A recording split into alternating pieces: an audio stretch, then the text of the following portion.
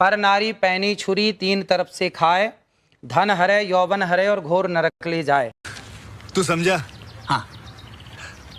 नहीं तू समझा नहीं। पराई नारी से बच के रहना चाहिए कुल मिला के। नहीं देखिए, मैं तो ये बोलना चाहती हूँ कि मुझे चिंता का विषय क्या है कि इनके बहुत ज्यादा फॉलोअर्स हैं और जिस हिसाब से ये अपना टिप्पणी देते हैं या जिस हिसाब से ये सलाह देते हैं अपने फॉलोअर्स को, तो ये जो अनभक्त है उनको फॉलो करते हैं, तो समाज को ये कहाँ लेके जा रहे हैं उस चीज का मुझे बहुत चिंता है। दूसरी बात, ये कहते हैं गाय के गोबर से आप फेशियल करें या आप उसका सेवन करें, तो आचार्य जी के हिसाब से तो डर्मेटोलॉजिस्ट नहीं होने चाहिए, स्किन स्पेशलिस्ट होना नहीं चाहिए, क्योंकि वो ये बड़ी अच्छी बात कही आप। सारे के सारे इन्हीं के पास आए। इनके हिसाब से कोई कैंसर का डॉक्टर इंपॉर्टेंट बात आप कह रही हैं। ये क्यों कह रही हैं बताता हूं मैं। क्योंकि आपने सिर्फ ये नहीं कहा कि गाय के गोबर का इस्तेमाल करोगे, तो आपने ये कहा कि मैं गारंटी देता हूं, मैं गारंटी देता हूं कि त्वचा के समस्त रोग नष्ट हो जाएंगे। और उनका कोई प्रूफ नहीं है, तो इसका मतलब सारे डॉक्टर्स को छोड़ के सारी की सारी महिलाओं का आपके पास आना चाहिए। कहीं ना कहीं आपकी बात में सच्चाई नहीं है। नमस्ते दोस्तों, स्वागत है आपका एक और नई डिबेट में। आज की डिबेट पूखी बाबा और मानवी तनेजा के बीच होने वाली है। कैसे ये ढोंगी बाबा पाखंड फैलाते हैं और महिलाओं के खिलाफ अभद्र टिप्पणी करते हैं। वीडियो पसंद आए तो लाइक करें, चैनल पर नए हो तो सब्सक्राइब करें। तो चलिए शुरू करते हैं। ये क्यों कह रही है बताता हूं मैं।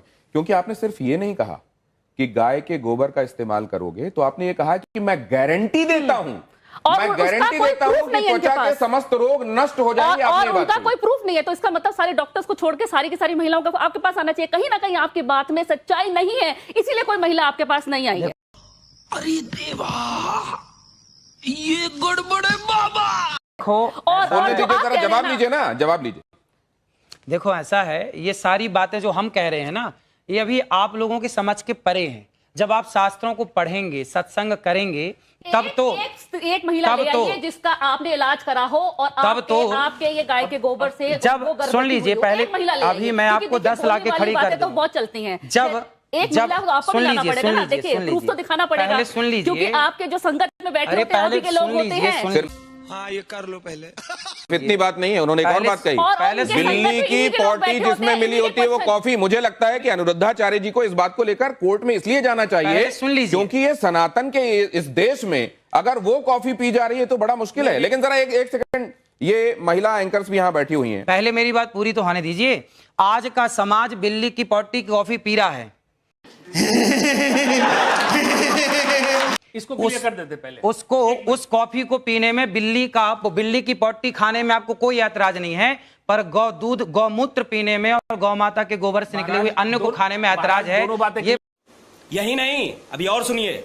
बड़ी कौन सी कॉफी की बात कर रहे हैं? मैं बता रहा हूँ, आपको पता नहीं है, आप रिसर्च कीजिए। नहीं, मैं बता रहा हूँ। अफ्रीका में एक क्वेश्चन आता है ना, तो आप सामने वाले पे डालते हैं। इनके पास कभी भी आउट ऑफ सिलेबस क्वेश्चन पूछते हैं ना, तो सामने वाले पे डालते हैं। आउट ऑफ सिलेबस नहीं है मैडम, ये बिल्ली की पॉटी और गाय की पॉटी में एक समानता है। ये सब क्या देखना पड़ रहा है?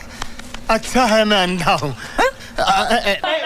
एक सेकंड, एक करके ये कॉफी की कहानी इनको बता देता हूँ। मैं उस जगह जा चुका हूँ। एक स्पेसीज है बिल्ली की जो जंगल में जाती है और कॉफी बीन्स जो बेस्ट क्वालिटी है वो खाती है। वो पल्प खा लेती है, बीज एज इट इज निकलता है। उस कॉफी बीन्स की क्वालिटी बेस्ट होती है, ना कि पॉटी में मिलने का। पॉटी नहीं को खाता है, फिर उससे बीन्स को निकाल लिया जाता है और उस बीन्स को क्रश किया जाता है। वो बेस्ट क्वालिटी बीन्स। वही तो हम कह रहे हैं, गोबर से गेहूं निकाल के रोटी बना। हम भी तो वही कह रहे हैं, लीजिए। और ये भी वही कहने लग गए, देख लो। सुन तो लीजिए, बचे हुए बीज, क्योंकि बिल्ली को उस टेस्ट का पता है, इंसान उसको सेंस नहीं कर पाता है, इसीलिए coffee tester, T tester, wine taster, certain quality के लोगों को रखा गया। एक बात। दूसरा, बांझपन को ठीक कह रहे हैं। बांझपन को ठीक करने के लिए नहीं, वो ये कह रहे हैं कि अगर वहां पर बिल्ली का हिसाब किताब इसलिए ठीक है कि उसी को सेंस है, तो यहाँ गाय को वो सेंस क्यों नहीं है? फिर guy, good question, you are a good question. Digest नहीं कर पा रहे गेहूं को, और उस गेहूं से तय करेंगे कि डाइजेस्ट नहीं कर पा रहे, आप कैसे तय कर सकते हैं? अरे भाई, हमारे जब ऋषि मुनि कह रहे हैं तो करते होंगे तब ना कह रहे हैं। गाय के इंटेस्टिन, ह्यूमन के इंटेस्टिन एक ही है महाराज जी। भैंस के इंटेस्टिन एक ही है। गाय के कितने पेट होते हैं? जितने भैंस के होते हैं, जितने सूअर के होते हैं। कितने पेट हैं भाई? आते हैं, आपने महिलाओं के ग्रेड के बारे में भी कई बार बात की है कि ये महिला इस ग्रेड की है, ये महिला उस ग्रेड की। तो पहले तो मैं अपना ग्रेड जानना चाहूंगी, आप स्वामी हैं, बहुत लोग आपको सुनने आते हैं। कौन सी बात? कि जैसे आपने कहा कि ये महिला जो अपने पति को के साथ लड़ाई करती है तो ये तो एकदम 3rd ग्रेड की महिला है। तो हम जैसी महिलाएं जो घर से अभी बाहर निकली हैं, दफ्तर में काम कर रही हैं, कभी रात में भी बाहर रहती हैं, दिन में भी, तो हम किस ग्रेड की आती है आपके हिसाब से? और एक बात और, जैसे आपने कहा कि महिलाओं को शांति बनाए रखने के लिए अपने मुंह पर उंगली रखी रहनी चाहिए, सबके लिए है ये बात, है ना? तो मतलब महिलाएं चुप रहे, इसकी गारंटी मैं नहीं दे सकता। देश की आधी आबादी चुप रहे। पुरुषों को भी कहा है, लेकिन महिलाओं के लिए आपने कहा खास पुरुषों के लिए आपने सुना ही नहीं, पूरी बात सुनना तो सीखिए। अच्छा, हाँ, महाराज जी बोलेंगे, बाकी सब चुप रहे हैं। तो आप यही बता दीजिए, पहले तो मेरा ग्रेड बता दीजिए मुझे, और दूसरा कि अगर हम बाहर काम करने वाली आपका ग्रेड तो आप अच्छे से जानती होंगी कि आप कितना लड़ती हैं और कितना शांति से रहती हैं, कितनी संस्कारी हैं। आपका संस्कार आपको पता होगा, वही ग्रेड निश्चित कर देगा कि आपका ग्रेड क्या है। आप ग्रेड कैसे डिसाइड करते हैं महिलाओं की? भाई मैं नहीं करता। बोलने वाली महिलाएं 3rd ग्रेड की, कम बोलने वाली उससे ऊपर, वैसे कुछ ऐसा कोई प्रूफ है तो बताइए। और जो महिला गंगी हो वो तो नंबर। अनिरुद्धाचार्य जी का कहना है कि आप अपने स्वभाव का विश्लेषण खुद कीजिए। आप कितना दूसरों से झगड़ते हैं, कितना शांत रहते हैं, कितना सामंजस्य बिठा पाते हैं, और उस हिसाब से अपना ग्रेड तय कीजिए। श्वेता, आपका महिलाओं के लिए, पुरुषों के लिए भी है। स्वामी जी, मैं अभी मुझे एक शो करने भी जाना है, तो मैं अच्छा हुआ आप सवाल पूछने आ गए। मैं नौकरी करती हूँ, रात के 12 बजे यहाँ से कैब मिलेगी, मैं 1 बजे घर पहुँचूंगी। मेरा 7 साल का बच्चा है, हनुमान चालीसा का पाठ कर लेता है मंगलवार और शनिवार। वो सारे भगवान की पूजा जानता है, वो जानता है कि गणेश की पूजा पहले होती है, और वो पूरी कहानियां जानता है। वो अपने माँ बाप की भी इज्जत करता है, और यहाँ बैठे किसी को भी वंदे मातरम पूरा नहीं याद होगा। मेरा बेटा पूरा संस्कृत में वो याद रखा है। आपने कहा नौकरी करना ही नहीं चाहिए महिलाओं को, क्योंकि उन्हें घर कैसे संभालेंगे, संस्कार कैसे देंगे, आप डिसाइड करेंगे। सर, आपका एक बड़ा तबका है जो आपको फॉलो करता है, आप उनको, मतलब मेरी जैसी महिलाएं तो बिल्कुल, आपका वो वीडियो देख के मुझे तो उदास हो जाना चाहिए कि मैं अपने बच्चे को क्या सीख दे पा। जवाब ले लीजिए, जवाब ले लीजिए।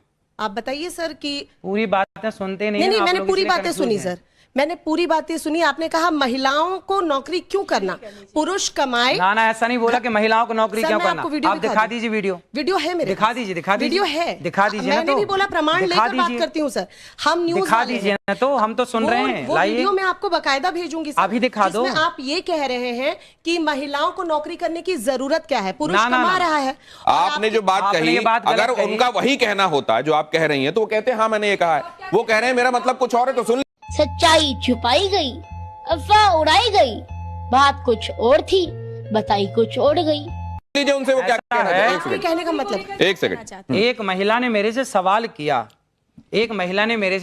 अब देखो आप लोग पूरी बात ना प्रमाण के साथ, होमवर्क पूरा नहीं है आपका आज। एक महिला ने मेरे से सवाल किया कि महाराज जी मैं नौकरी करना चाहती हूँ। मैंने कहा पति क्या करते हैं? बोले बिजनेसमैन है। मैंने कहा बेटा यदि पति बिजनेसमैन है तो फिर आपको नौकरी करने की क्या जरूरत है? यदि पति बिजनेसमैन ना हो, पति कुछ ना कर रहा हो, एक सेकंड टोकिए मत लीजिए, सुन लीजिए, है ना। पहला उसने कहा कि पति बिजनेसमैन ने कहा कि यदि बिजनेसमैन है तो आपको जरूरत नहीं है,